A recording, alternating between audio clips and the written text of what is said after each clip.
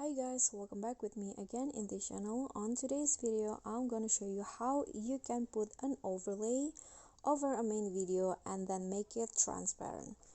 So here I've already imported a main video to the CapCut, and to put the overlay you just need to click on the overlay button at the menu here.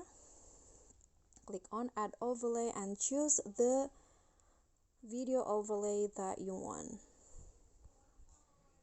Okay, for example this one, click on add, then just fit the size until it cover all of your clips. And to make it transparent, you just need to go to blend, and here select the one that suits your needs the best, and then just swipe the circle to the left to make it transparent. Okay, I'm going to go with 40, and that's it. This will be the result. Okay guys, so that's all from me. Thank you so much for watching.